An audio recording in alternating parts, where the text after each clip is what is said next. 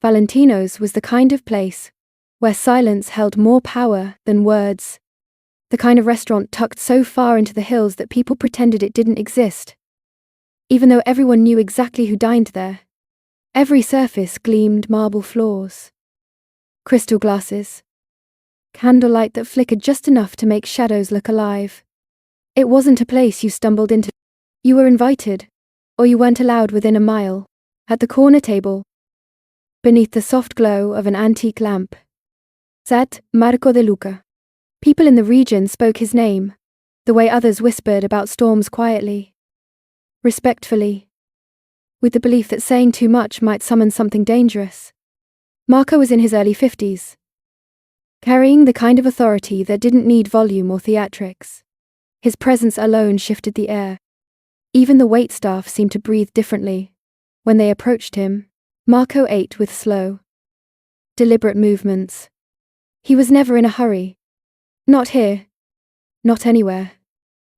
Around him, 4 bodyguards stood at a calculated distance, eyes forward, expressions blank, every muscle ready.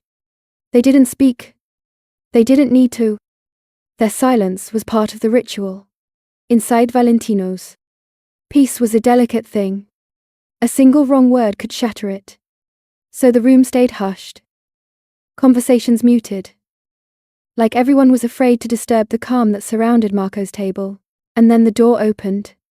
Heavy oak groaned against its hinges, carrying a crack of cold winter air into the warm, polished room.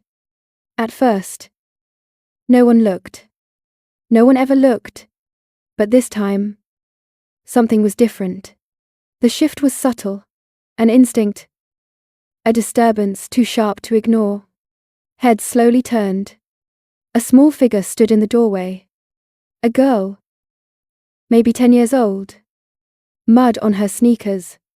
A thin jacket zipped up to her chin. Hair windblown as if she'd been riding against the cold for miles. Her cheeks were flushed from the weather. But her eyes, those were steady, direct, and startlingly clear. The eyes of someone who'd made a decision and had no intention of backing away from it. She stepped forward.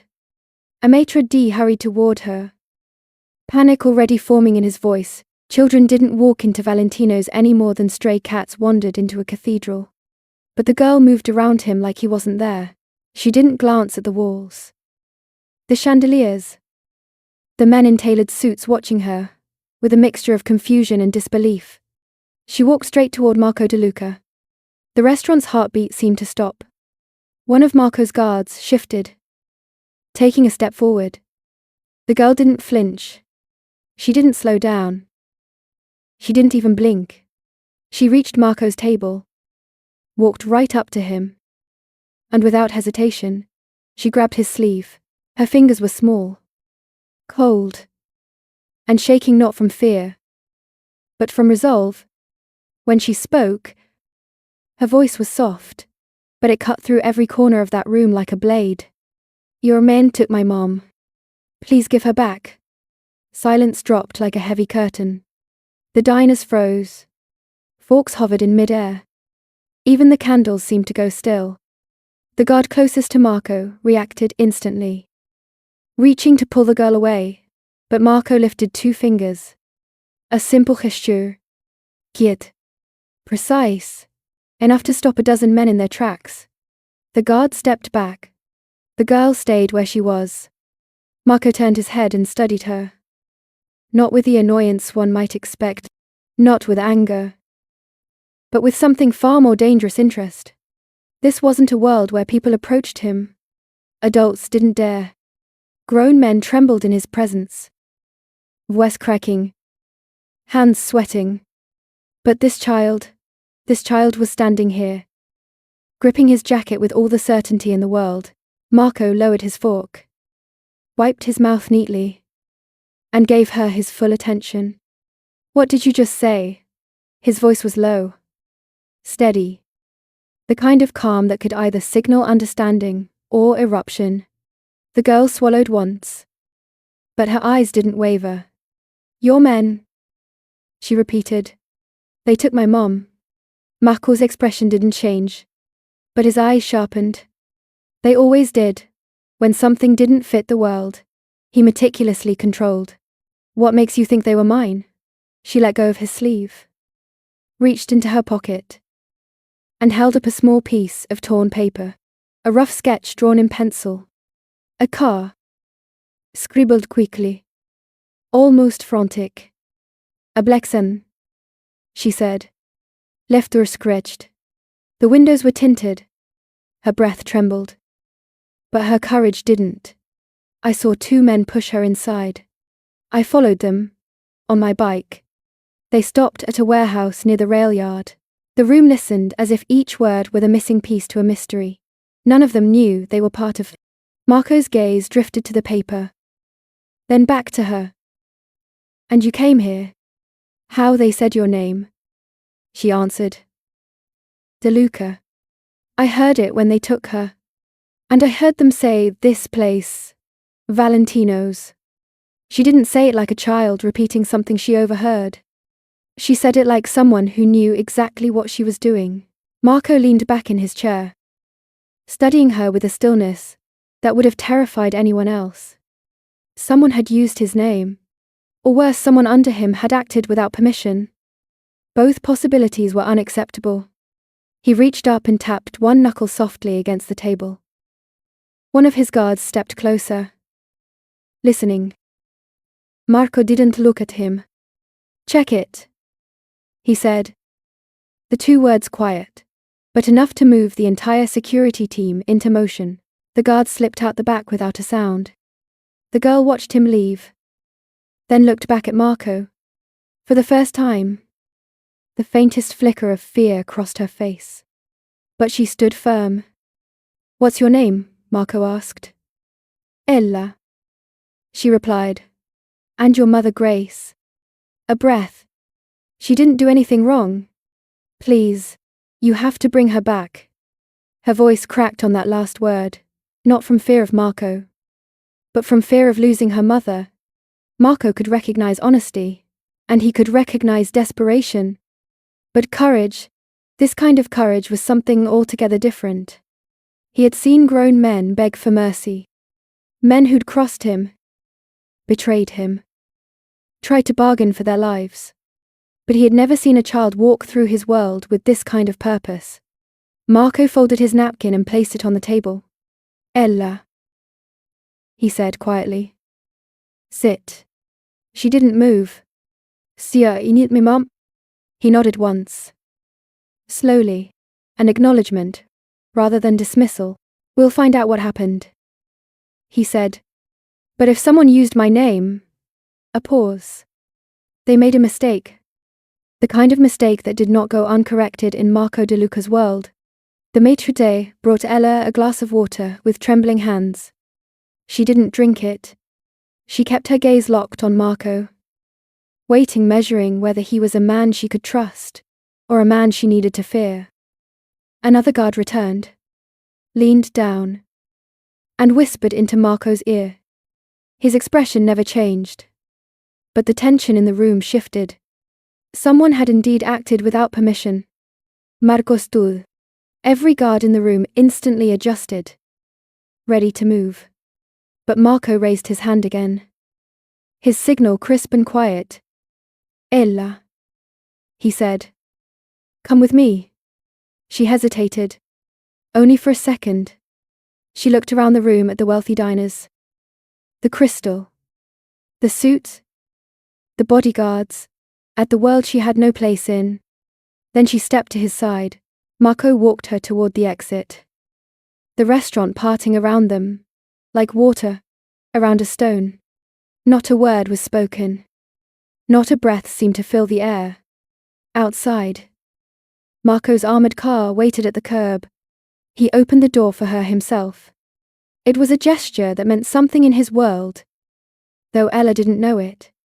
What mattered to her was far simpler. This might be her only hope. She climbed inside. He followed. The door shut behind them with a heavy, certain sound. And just like that, a mafia king and a child set out into the night together, bound by a mistake that neither of them could ignore.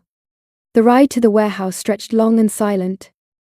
The kind of silence that doesn't come from peace, but from calculation. Ella sat beside Marco in the back seat.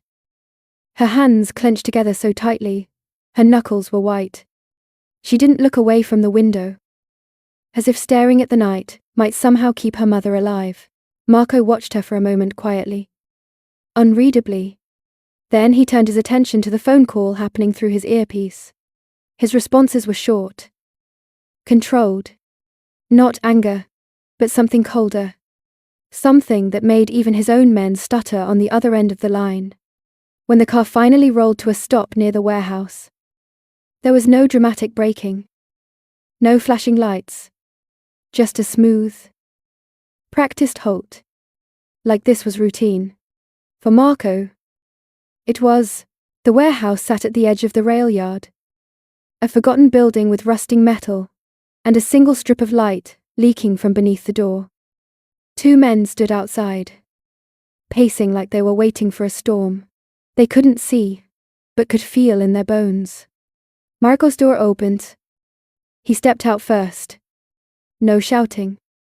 No threats. Just his presence. And that alone was enough. The two men froze when they saw him. One swallowed hard. The other lowered his gaze. Immediately, Marco approached them with a kind of calm that made sweat bead at the back of their necks. He didn't raise his voice. He didn't have to. Where is she? His tone was even, almost conversational. The taller man struggled to speak. Boss, we didn't know. She wasn't supposed to be. Marco cut him off with nothing more than a glance. Inside the car, Ella strained to see through the fogged glass. She couldn't hear the words outside, but she recognized fear when she saw it. She recognized who these men were afraid of, and why.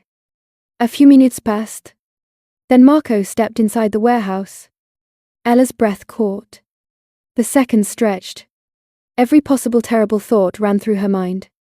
Then finally, the door opened. A woman stepped out. Her hair was disheveled. Her nurse's scrubs smudged from the concrete floor. She looked exhausted, shaken. But she was walking. Alive. Breathing. Grace Turner. Ella didn't wait for permission. She shoved open the car door and ran. Ran so fast her feet slipped on the gravel. Grace barely had time to kneel before Ella crashed into her arms. The sound that came from Grace wasn't quite a sob, and not quite a laugh. Something raw. Something only a mother could make when she realizes her child is safe. They clung to each other. Arms wrapped so tightly, it was as if the world could break around them, and they would still refuse to let go. From a distance, Marco watched. His face gave nothing away. Not sympathy. Not guilt. Not satisfaction. Nothing. Just a stillness that came from knowing a mistake had been corrected. Grace eventually looked up. Her eyes landing on the man, standing several yards away, the man whose name she had heard, spoken with fear, in hushed corners of the city. She didn't move closer. She didn't thank him. She simply held her daughter, and met his gaze with a mix of caution and quiet strength. Marco turned away first. "Bring them," he said calmly. And just like that, the night shifted again. Grace expected to go home.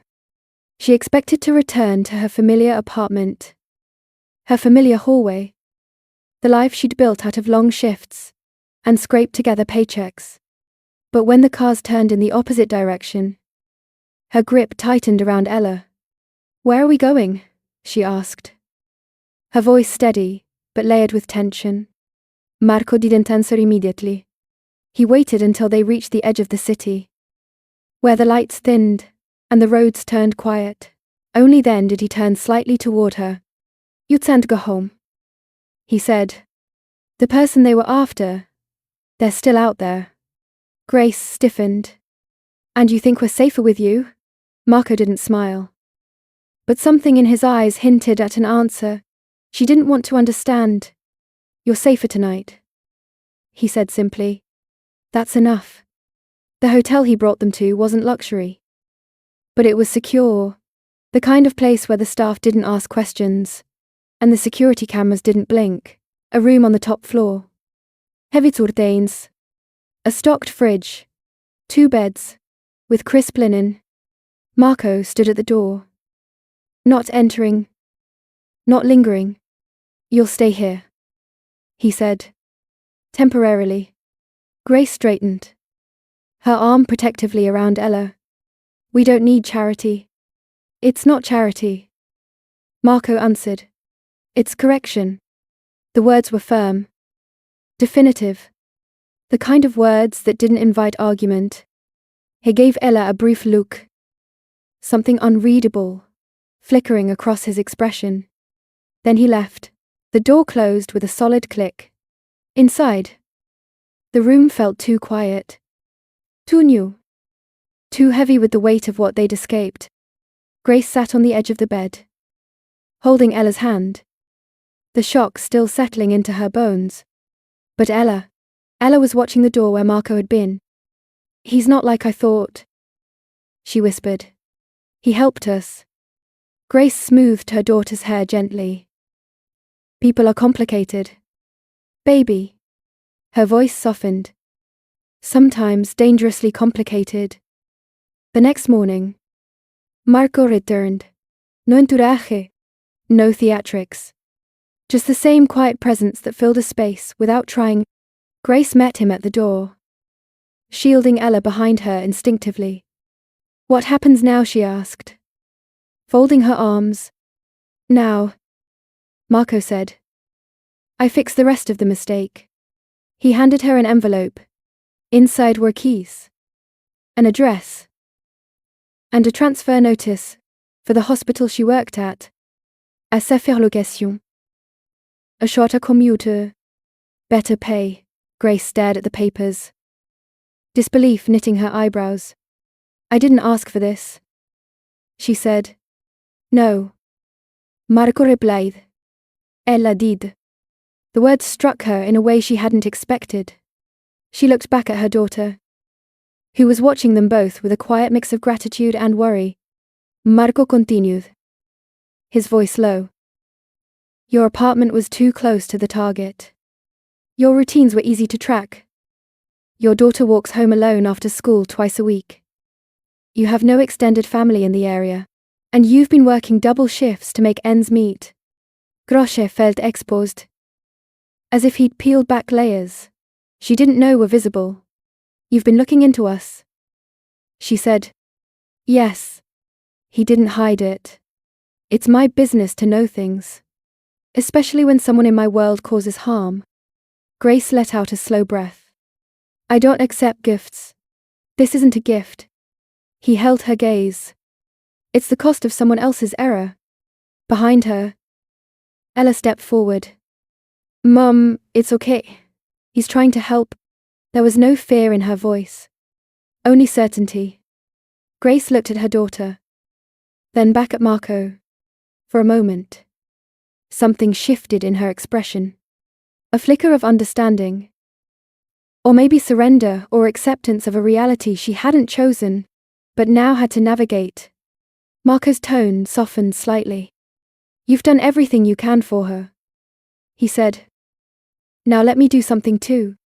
Grace hesitated, perhaps for the first time in a long time.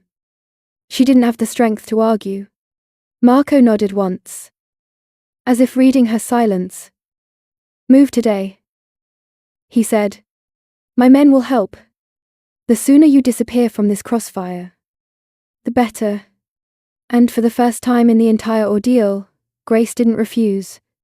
That evening, after they were settled into the new apartment, a safer area, a quieter street, a building with security, and a doorman, Grace stood at the kitchen counter, watching Ella explore the living room.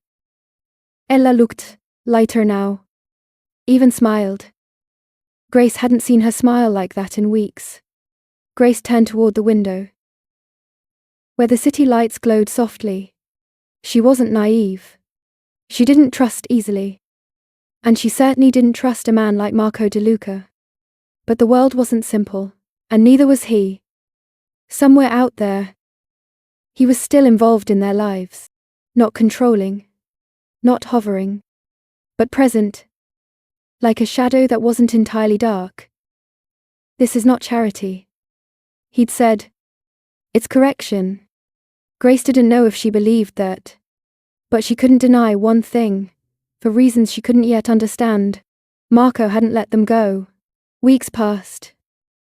And winter settled softly over the city. Quiet snow. Shorter days. A sense of gentleness, trying to push back against the shadows that once threatened Grace and Ella's world. Their lives didn't return to normal. They became something new. In the new apartment Marco had arranged, the mornings were calmer. Ella walked to school with other children, instead of cutting through dangerous blocks alone. Grace took a bus line that didn't leave her stranded in dark corners after late shifts. The fear that had once lived in her chest loosened its grip, bit by bit, until she could breathe freely again. One afternoon, an envelope arrived, tucked neatly under their door. No name, no return address. Inside was a scholarship notice, full tuition for a private school across town. The one with ivy climbing the brick walls, and classrooms filled with sunlight. Ella's name was typed cleanly across the top. Grace didn't need a signature to know where it came from. She pressed the paper against her chest for a moment, feeling the weight of a choice she hadn't made but couldn't deny. Was good for her daughter. There were other signs too. A man reading a newspaper across the street, who always left when she did. A familiar black sedan, parked half a block behind her bus stop. Never closer. A driver holding open a door for an elderly couple, but giving Grace a subtle nod that felt more like assurance than coincidence. Grace knew. Marco was still there, no longer in front of them. But somewhere behind, adjusting pieces of their world, with invisible hands, a guardian who didn't ask to be called one. Christmas Eve arrived with a dusting of snow that covered the hospital parking lot in a thin white layer. It was late. The kind of late where exhaustion sinks deep into a person's bones. Grace walked to her car, keys in hand, thinking only of home and the small tree she and Ella had decorated in the living room. She didn't hear the footsteps at first. Not until the man stepped out from between two parked cars. His eyes were wild. Frantic desperation clinging to him like a second skin. He blocked her path with a sharp motion. One hand buried in his jacket pocket, as if gripping something she couldn't see. Give it, he hissed. The necklace. Give it now. Grace froze, her heart hammering. She instinctively reached for the pendant, beneath her scrub top, the thin chain Marco had given her the night he'd moved them into the hotel. She hadn't worn it for fashion. She'd worn it for one reason: insurance. A lifeline she hoped she would never need. But tonight, she needed it. The man stepped closer, and the parking lot seemed to shrink around them. Then he saw it. The pendant slipped into view, just an inch of silver catching the fluorescent lights above. And everything changed. His face drained of color. His breath hitched. Fear, pure, unmistakable fear, lit his eyes. I didn't know, he whispered, stumbling backward. I didn't know she was his. Before Grace could respond, headlights washed over them. A black car glided to a stop. Smooth and silent. The rear door opened, and a familiar figure stepped out. Marco. No men flanking him. No guns drawn. No violence. Just Marco and the kind of authority that didn't need force behind it. The desperate man dropped something, a knife. Small but sharp. It clattered across the concrete, the sound loud and ugly in the cold air. He pressed himself against a nearby car door, as if trying to disappear into it. Marco didn't look at him first. He looked at Grace.